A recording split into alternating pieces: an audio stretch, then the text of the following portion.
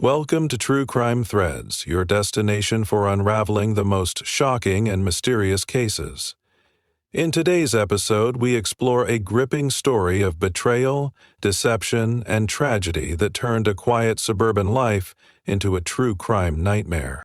Sarah and Daniel seemed like an ordinary couple living an ordinary life in a quiet, suburban neighborhood. Sarah, a school teacher with a passion for gardening, found joy in the small things, planting new flowers in her front yard, baking treats for her students, and sharing quiet evenings on the couch with Daniel. Daniel, an aspiring entrepreneur, was ambitious and full of dreams. His plans were always big, grand ideas for tech startups, investment opportunities, and business ventures that promised wealth and freedom. On the surface, their lives seemed idyllic. Weekend barbecues with friends, spontaneous road trips to the countryside, and a carefully curated social media presence filled with smiles and sunset selfies. Their friends often commented on how perfect they were together, and Sarah loved the idea of being seen that way. But beneath the veneer of their seemingly perfect marriage lay a reality far less polished. Daniel's ambitious projects rarely materialized into anything tangible, and over time, their savings began to dwindle. At first, Sarah didn't mind tightening their belts. She picked up extra tutoring sessions after school and cut back on luxuries, reassuring Daniel that they would get through it together. She believed in him, his potential, and the vision he had for their future. But as the months turned into years, Daniel's efforts seemed more scattered than focused. Promises of "this next deal will change everything" became a familiar refrain, yet nothing ever changed. Then came the long absences. Daniel began spending more and more time out of the house, claiming he was networking or meeting potential investors.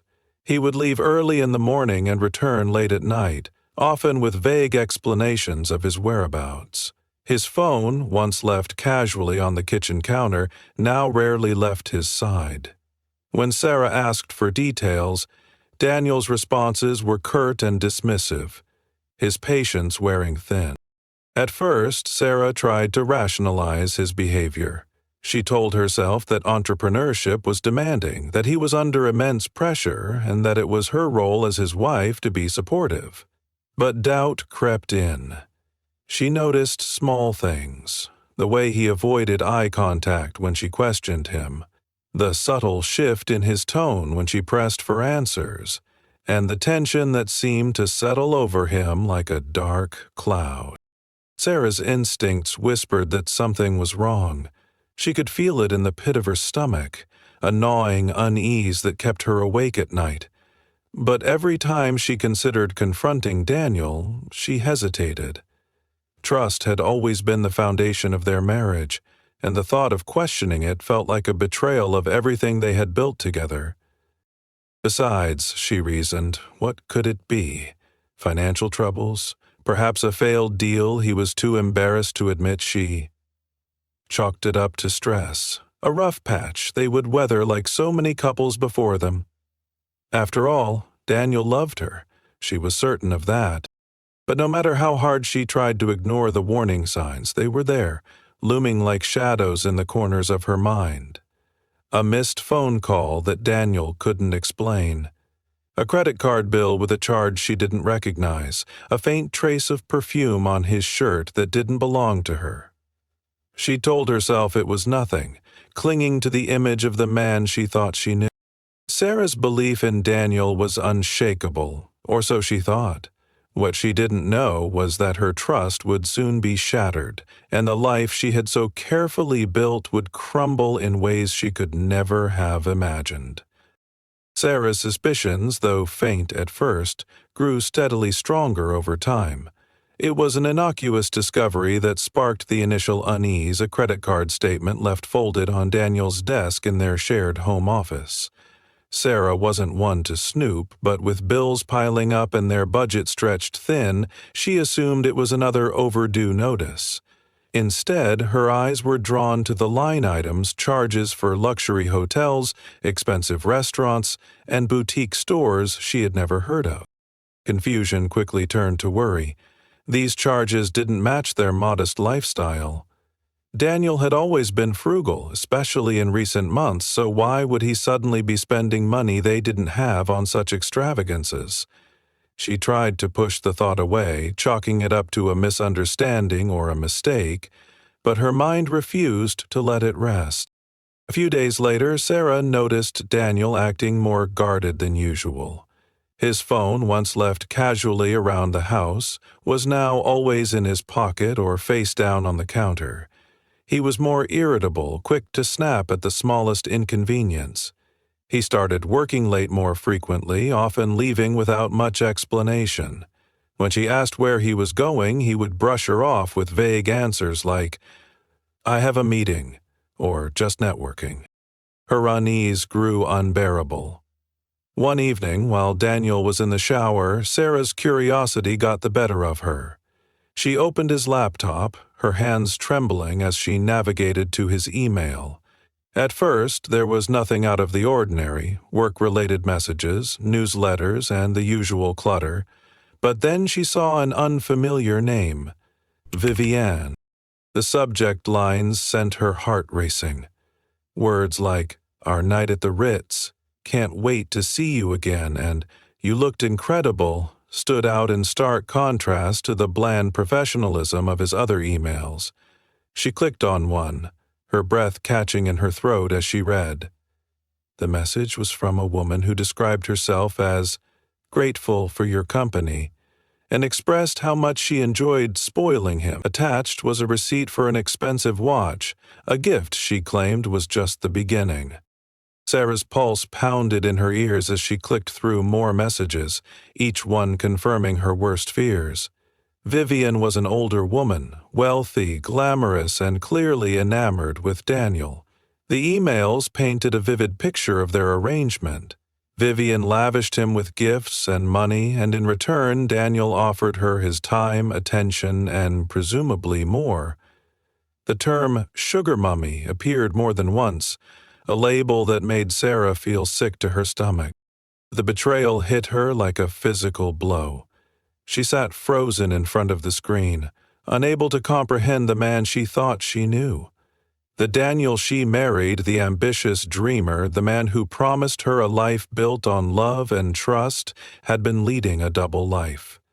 He had sold himself to another woman, all while pretending to be her devoted husband. Sarah's initial reaction was denial. This couldn't be real. There had to be some explanation, some reason why Daniel had gotten involved with this woman. But as she replayed the past few months in her mind, the pieces began to fall into place. His late nights, his secretive behavior, the mysterious charges, everything suddenly made sense. She wanted to confront him immediately, to demand answers and make him explain himself. But a small voice in the back of her mind told her to wait. Her instincts warned her that this was only the surface of whatever secret life Daniel was living. If she acted too soon, she might miss the full truth. Determined to uncover everything, Sarah resolved to dig deeper.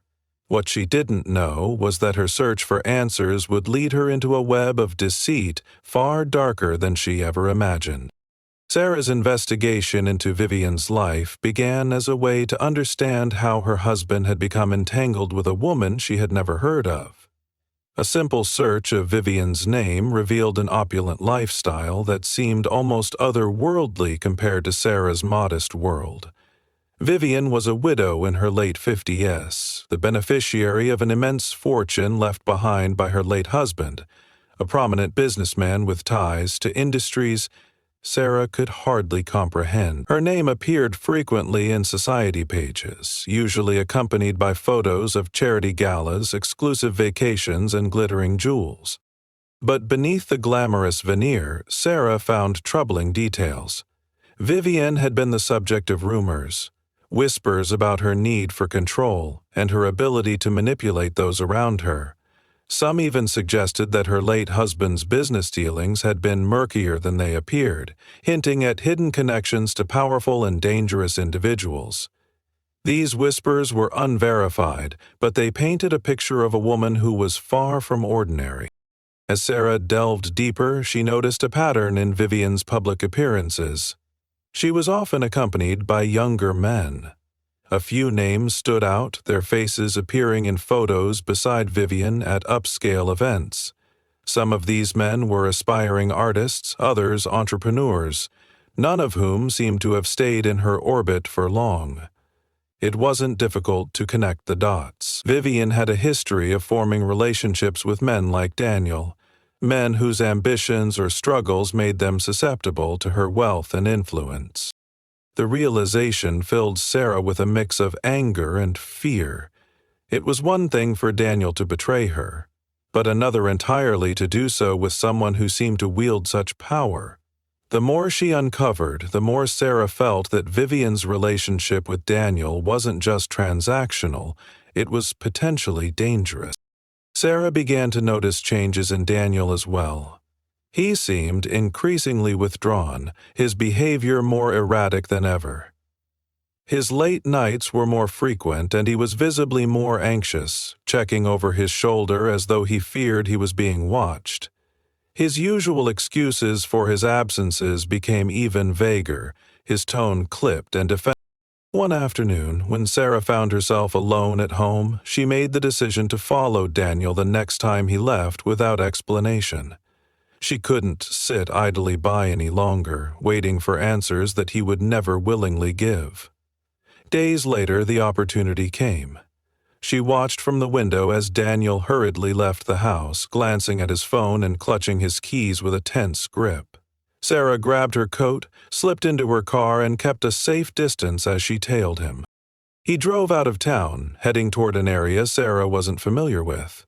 The houses became larger, spaced farther apart, and surrounded by high fences and manicured gardens. Eventually, Daniel turned into the driveway of a sprawling estate, its wrought iron gates adorned with intricate designs. From her hidden vantage point, Sarah watched as he entered the property without hesitation. The hours stretched on, but Daniel didn't reappear.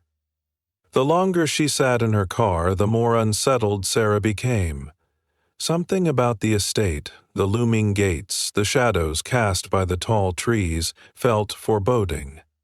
She fought the urge to march up to the house and demand answers, knowing it would only end in disaster. Instead, she drove home, her mind racing with unanswered questions. For the first time, Sarah felt the weight of genuine fear. This was no longer just about infidelity or betrayal.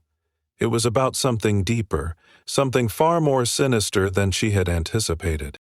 The days after Daniel's disappearance passed in a haze of uncertainty and dread. When Sarah realized he hadn't come home that night, she tried calling him, but every attempt went straight to voicemail. At first, she convinced herself he might simply need space. After all, their marriage had grown tense, and she assumed he would return once he had calmed down. But when 48 hours went by with no word, her worry turned into panic. Sarah reported Daniel missing, providing the police with as much information as she could, though she left out what she had discovered about Vivienne. She feared that revealing Daniel's connection to the wealthy widow might complicate the investigation or raise questions she wasn't ready to answer. The police took her statement and assured her they would follow up. But Sarah could sense they weren't taking the case as seriously as she hoped. Then came the discovery that sent shockwaves through her already fragile world. A hiker exploring a remote stretch of forest stumbled upon Daniel's car, abandoned on a dirt path far from any main roads. The vehicle's doors were locked and the inside looked relatively undisturbed, but traces of blood were found on the driver's seat and steering wheel. It wasn't just the blood that unnerved the investigators. Inside the car, tucked into the glove compartment, they found an envelope containing photographs of Daniel and Vivienne together. The images seemed candid, as though taken without their knowledge, capturing them entering hotels, walking side by side, and sitting together at an upscale restaurant. The photographs were unsettlingly personal, and the fact that they were left in the car suggested someone wanted them to be found. The police began to dig deeper into Vivienne's background, now understanding her potential connection to Daniel's disappearance. But before they could make significant progress, another shocking revelation emerged. Vivienne herself was found dead in her mansion, the apparent victim of a violent struggle. The details of the scene were grisly signs of a physical altercation: shattered glass and a broken vase smeared with blood. The autopsy revealed that Vivienne had died from blunt force trauma. The discovery of Vivienne's death sent the investigation spiraling in a new direction. Police began to suspect that Daniel might have been involved in her death, especially given the photographs and the evidence in his car. The theory that he had killed her in a fit of rage or desperation began to gain traction, but Sarah refused to believe it. She knew Daniel had flaws, but she couldn't imagine him being capable of such violence. Meanwhile, the media caught wind of the story, turning it into a sensationalized narrative of betrayal, greed, and murder. Headlines painted Daniel as a man driven to the edge by financial ruin, tangled in a dangerous affair with a powerful woman. Sarah felt the weight of public scrutiny, with reporters camping outside her home and strangers speculating about her marriage. As the investigation continued, Sarah began to piece together her own theory. The photographs found in Daniel's car suggested someone had been watching him and Vivienne for months, documenting their every move. She couldn't shake the feeling that this unknown individual played a key role in both Vivienne's death and Daniel's. Days turned into weeks, and the lack of answers became unbearable. Sarah clung to the hope that Daniel might still be alive, but deep down, she feared the worst. With each passing day, it became clearer that whatever had happened to her husband was connected to forces far beyond her understanding. The life she thought she knew was gone, replaced by a dark, unrelenting mystery. Weeks after Vivienne's murder and Daniel's disappearance, the case remained a tangled mess of unanswered questions. The police, despite their efforts, struggled to piece together a coherent timeline. Vivienne's estate revealed a trove of secrets, forged documents, hidden bank accounts, and an encrypted laptop that hinted at dealings with shadowy figures. Investigators suspected that Vivienne's wealth and connections extended far beyond what was publicly known. Sarah's life, meanwhile, had descended into chaos. She found herself trapped between grief and suspicion, her days consumed by relentless reporters, police interviews, and whispers from neighbors. Her once quiet home now felt foreign, its walls closing in with the weight of uncertainty. Still, she couldn't let go of the hope that Daniel was alive, though each passing day eroded her confidence. One morning, Sarah received an anonymous package on her doorstep. Inside was a USB drive, unmarked and wrapped in plain brown paper. Nervous but desperate for answers, she plugged it into her computer. What she saw left her breathless. The drive contained surveillance footage, grainy and fragmented, from the night Vivienne was killed. The first clip showed Daniel entering Vivienne's mansion, looking agitated. He paced the foyer, gesturing as though arguing with someone off-camera. Minutes later, Vivienne appeared, calm and composed, holding a glass of wine. Their body language suggested a heated confrontation, though the lack of audio left Sarah guessing at the details. The next clip was more disturbing. It showed another figure entering the house, their face obscured by a hood. They moved stealthily, keeping to the shadows, and carried what looked like a heavy metal object. The footage ended abruptly, leaving Sarah with more questions than answers. Shaken, Sarah took the footage to the police, hoping it would refocus the investigation. The presence of a third person in the house cast doubt on the theory that Daniel was solely responsible for Vivienne's death. But the footage also deepened the mystery. Who was the hooded figure, And why had the footage been sent to Sarah, of all people? The police traced the package to a nearby drop-off location, but the trail went cold. Meanwhile, Sarah couldn't ignore the growing sense that she was being watched. Strange cars lingered near her house, and unfamiliar faces appeared in places she frequented. Her phone calls were often interrupted by static, and she began noticing things out of place in her home. Then, the breakthrough came. A forensic team analyzing Vivian's encrypted laptop uncovered a list of names, business associates, employees, and what appeared to be a list of former companions. Daniel's name was on the list, along with several others, but there was another name that stood out. Edward Carlisle, Vivian's late husband's former business partner. Carlisle, it seemed, had a contentious history with Vivian. Court records revealed a bitter lawsuit over the company's assets following her husband's death. Witnesses claimed Carlisle blamed Vivian for his financial ruin, and some speculated he had harbored a long-standing vendetta against her. With Carlisle now a prime suspect, the police intensified their efforts. Yet before they could bring him in for questioning, Carlisle was found dead in an apparent suicide. A note left at the scene hinted at guilt, referencing wrongs that couldn't be undone, but it offered no clarity on Daniel's fate.